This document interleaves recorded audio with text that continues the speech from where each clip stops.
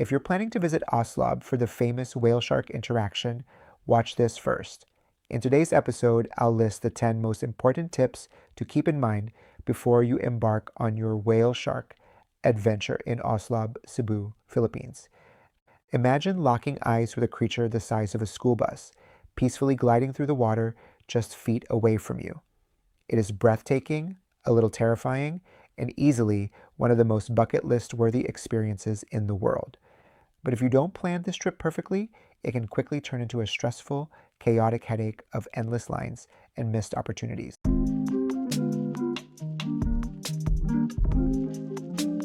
Hey everyone, this is Chris from The Frugal Tourist, and today I'll take you to the Philippines for an unforgettable whale shark interaction. Now, if you're wondering exactly where this magic happens, Oslob is a coastal town on the beautiful island of Cebu in the central Philippines. To get here, I actually flew on Singapore Airlines from San Francisco, transited in Singapore, and then flew straight into Cebu using my Singapore Airlines KrisFlyer miles. That final leg from Singapore to Cebu was a quick and comfortable 3-hour and 45-minute flight. Make sure to hit that subscribe button because I have a full flight review of that route coming up in a future episode. Before we jump into the top 10 tips to make your whale shark encounter as smooth and memorable as possible, let's take a quick look at how this world-famous phenomenon began. Did you know that the giant whale sharks of Oslob weren't discovered by marine scientists? These gentle marine giants were actually befriended by local fishermen. Back in 2011, fishermen in a small quiet village called Tanawan were trying to catch tiny local shrimp. The massive whale sharks kept showing up to steal the shrimp, accidentally tearing up the fishermen's expensive nets in the process. To save their nets, clever fishermen started throwing handfuls of shrimp into the water to lure the sharks away from their boats. They quickly realized these gentle giants were incredibly friendly, following them around like giant underwater puppies, waiting for food. Once dive resorts and visiting tourists saw this happening, the news spread like wildfire. By late 2011, this tiny, quiet fishing village had become one of the most famous destinations on Earth for swimming alongside these magnificent creatures. A quick heads up for anyone planning a visit. This beautiful region is all about raw, natural charm rather than five-star luxury because it is a developing area that has faced its share of environmental challenges. You won't find first-world comforts or pampered resorts here. There might be a few rustic inconveniences along the way, but if you pack an open mind and an adventurous spirit, you're going to have an absolutely unforgettable time. Now, let's dive into the top 10 tips I think will be valuable for anyone planning to embark on this whale shark adventure. Tip number 1, you need to register as early as 4 a.m. on the day of your tour to avoid long lines and hours of queuing. This activity is incredibly popular and the tours only run until 10 a.m. Why the hard stop? Because the boatmen feed the whale sharks for only a few hours each morning. The daily window to see them is incredibly tight. Good morning from Cebu. Today we're going to do the whale shark encounter at Oslob. So let's go.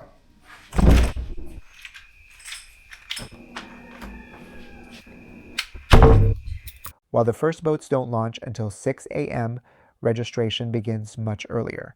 My group arrived around 4:15 a.m., and we were already 8th in line. Once you sign up and get your group number, use the downtime to grab a local breakfast nearby. Just make sure to head back to the center by 5:45 a.m. for the safety briefing. After the orientation, simply keep an ear out for your number. As soon as it's called, you'll gear up with a life vest and snorkel mask and be ushered straight to your boat. Tip number 2, stay in Oslob the night before. If you want to secure one of those coveted spots on the very first boats out, staying in town the night before is the only logical way to make this early tour comfortable. Plus, by staying local, you directly support the community's small businesses. There are plenty of budget-friendly, basic accommodations right near the dive center. Because I wanted to support the local economy, I booked with a local tour company that utilized this exact strategy. They emphasized how crucial it was to sleep in Oslob the night before, so we could head out to the dive center at 4 a.m. I am so glad they did because we avoided the massive lines that formed later in the morning. If you can't stay in Oslob the night before, be prepared for an incredibly early wake-up call.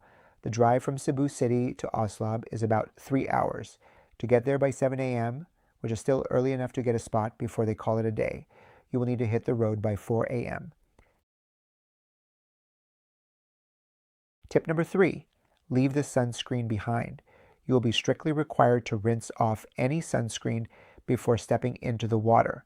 Traditional sunscreens contain chemicals that are highly toxic and harmful to these gentle creatures. To protect them, this rule is strictly enforced.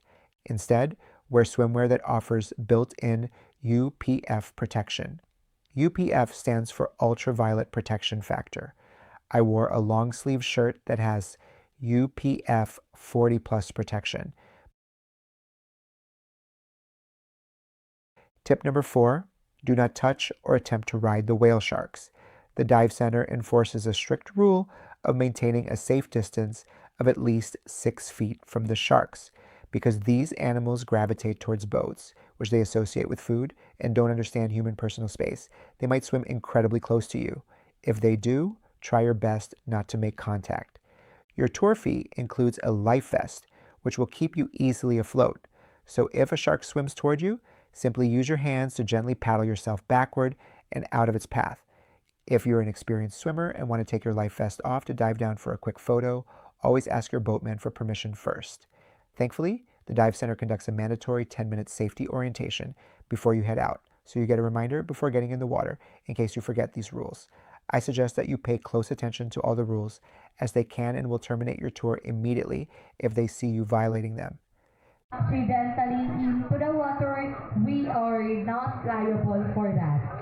And then taking pictures underwater, mobile phones are not recommended to use. And please do not leave your things unattended. So just always. Tip number 5 is a massive logistical detail I wish I had known beforehand. Your standard entry fee only covers the snorkel mask, not the actual snorkel breathing tube. Without that tube, your underwater viewing is entirely limited by how long you can hold your breath underwater. As a weaker swimmer, without a snorkel or fins to help me stay stable, I spent half my time bobbing up to gasp for air instead of looking at the sharks.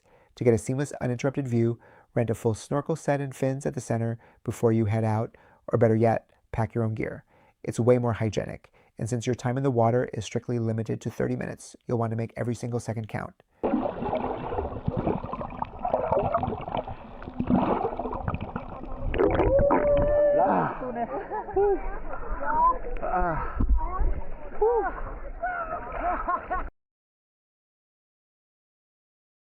Tip number 6, manage your expectations.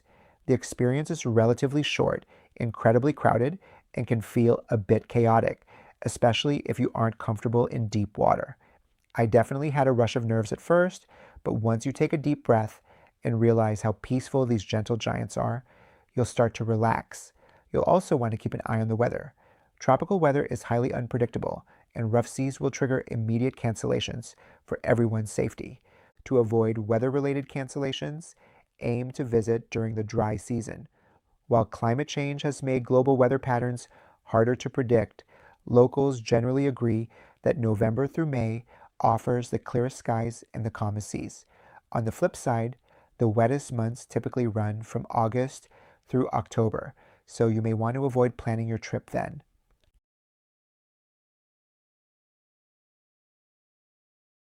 To protect your plans, I highly recommend booking a buffer day in Oslob, so you have a backup slot if your first day gets rained out. If you do end up with extra time, use it to explore. You can head to the stunning curtain-like cascades of Tumalog Falls, or visit the pristine white sandbar and vibrant coral reefs of Salmolan Island.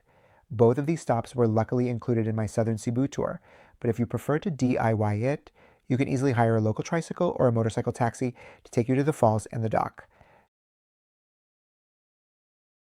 Tip number 7, pack the right gear. To protect your valuables and capture the memories, make sure to bring a reliable dry bag, durable water shoes, and a waterproof foam pouch. For capturing the action, a GoPro or DJI action camera is a must. Don't worry if you don't own these. You can buy phone pouches on the beach, and the dive center rents out GoPros directly. I'll leave a complete packing list in the description below. Oh my god. Oh my god.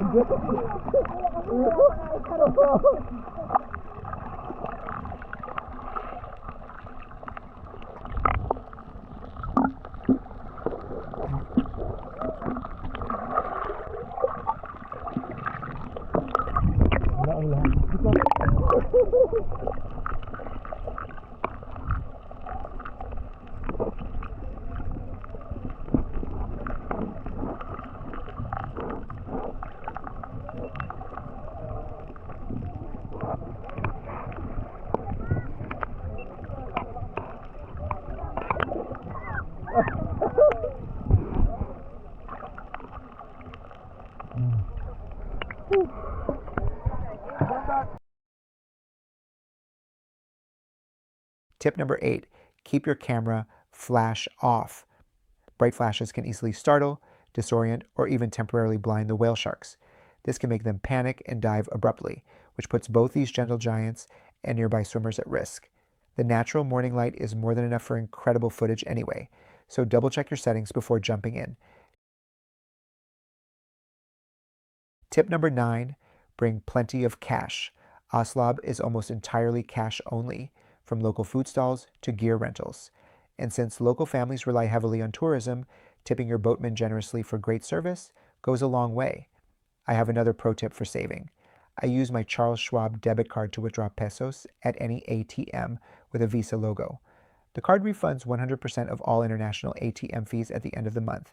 Just make sure to decline the ATM's conversion rate on the screen so your own bank handles the exchange rate. This simple trick will save you a ton of hidden fees. And finally, tip number 10, consider booking an organized tour. If managing all of these early morning logistics, transportation, and bookings feels overwhelming, let a local tour company handle it. Booking local is a fantastic way to put money directly back into the local community. They will take care of your round-trip transportation, secure your early morning slots, and guide you through the registration process. While the accommodations provided by local operators are often very basic and budget-oriented, they are clean, comfortable, and perfect for resting up before a 4 a.m. wake-up call. I will include a link to the exact local tour company I used in the description, along with reliable online options from Viator, Get Your Guide, and Klook. If you're traveling to Oslob on your own, taking the public bus is incredibly easy. Just head to the Cebu South Bus Terminal and hop on a bus marked Bato via Oslob or Samboan. One-way fares range from 200 pesos to 300 pesos. Because buses run almost 24/7, I highly recommend leaving between 3 a.m. and 4 a.m. or even the night before to guarantee an early spot for the morning whale shark watching. The scenic journey takes about 3.5 to 4 hours, and you can simply ask the conductor to drop you off directly at the briefing center in Barangay Tanawan. Let's quickly talk about the pricing of this whale shark activity. Pricing will vary depending on your nationality and the type of activity you choose. Local Filipino tourists and citizens receive a discounted rate compared to foreign tourists. For locals who want to snorkel, the center charges 500 Philippine pesos, which is roughly $8 US. If you prefer to stay dry and just view the sharks from the safety of the boat, the price is even lower. If you're looking to scuba dive, it will be a bit more expensive. If you are a foreigner who wishes to snorkel, the cost doubles.